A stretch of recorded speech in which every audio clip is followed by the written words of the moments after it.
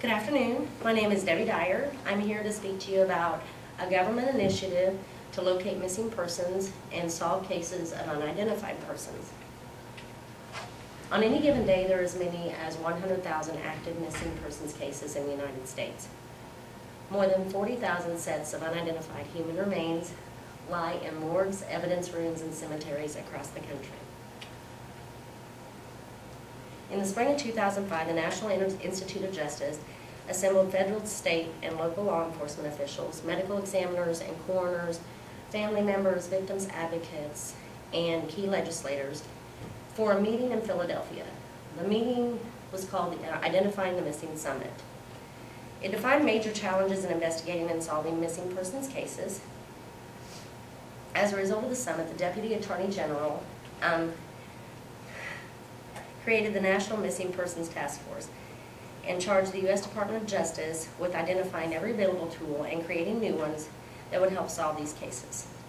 The National Missing Persons Task Force identified the need to improve access to database information by people who can help solve missing person and unidentified deceased cases. NamUs was created to meet that need. What is NamUs.gov? The National Missing and Unidentified Persons System is a clearinghouse for missing persons and unidentified decedent cases.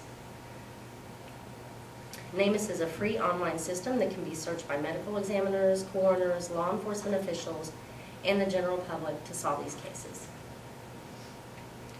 The NamUs consists of two databases. One is the Unidentified Decedents database, and one is the Missing Persons database. The Unidentified Decedents database contains information that is entered by medical examiners and coroners. And unidentified decedents are people who have died and whose bodies have not yet been identified. Anyone can search this database using characteristics such as demographics, anthropological analysis, sex, race, distinct body features, and dental information. There are currently today, a total of 8,984 cases of unidentified remains in the NamUs database. 8,356 of these cases are open, 628 have closed, and 89 were closed as a result of using the NamUs database. Of the open cases, 30 of those are in the state of Indiana. The Missing Persons database contains information about missing persons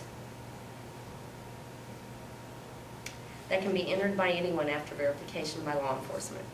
NamUs provides the ability to print missing persons posters and even the ability to create maps of possible travel routes by the missing person.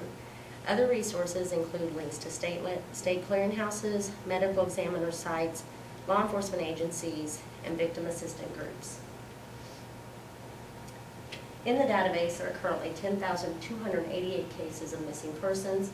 7,429 of those are open, 2,859 are closed, and of the closed cases, 190 were closed as a result of using the NamUs database. Of the open cases, 89 are in the state of Indiana, and of the closed cases, 32. When a new missing persons case or unidentified case is entered into the system automatically performs a cross-referencing. It compares the two databases, searching for matches such as timing, dental characteristics, physical characteristics, tattoo information, and so forth. The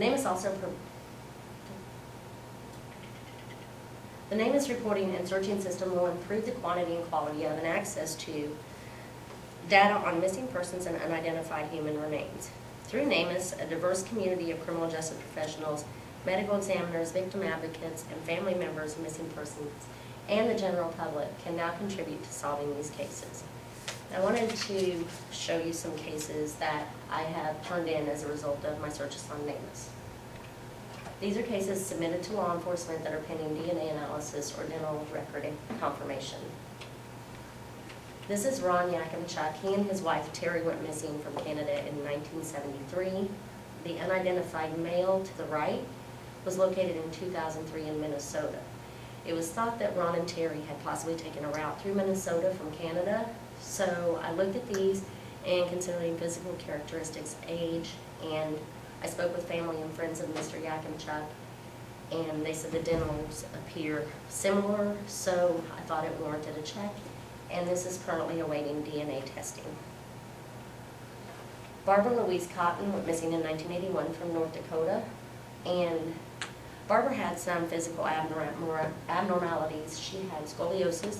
She also had some skeletal or cranial abnormalities resulted in her face being asymmetrical. The unidentified female on the right was located the following year in Florida, and she also had some of the same physical characteristics as Barbara, and this case is currently awaiting DNA testing. Jeffrey Blankenship went missing in 1973 from Washington with his mother, and this unidentified male, found in 1974 in California, was originally thought to be female because it's hard to tell with children of that age the sex based on skeletal remains, and DNA testing proved him to be a male, so I've turned this one in, and it is also awaiting DNA analysis. And Mr. Kanemoto went missing in 1984 in California. In 1998, the skeletal remains of this Asian male were found approximately 50 miles away, and the estimated timing of his death was mid-80s, so I've turned this one in for dental comparison. And in closure, I'd like to tell you how you can help. The NamUs databases are constantly growing. You can help by registering to be a public user for the missing persons or the unidentified persons databases. The public is very important to help solving these cases. We never know where that critical piece of information will come from that can lead to the resolution. And registered public users cannot, of course, view law enforcement's sensitive information, but they can search, review, and track cases. I want to thank you for your time, and if you would like to help, I have a list of resources that are available online that could get you started. Thank you.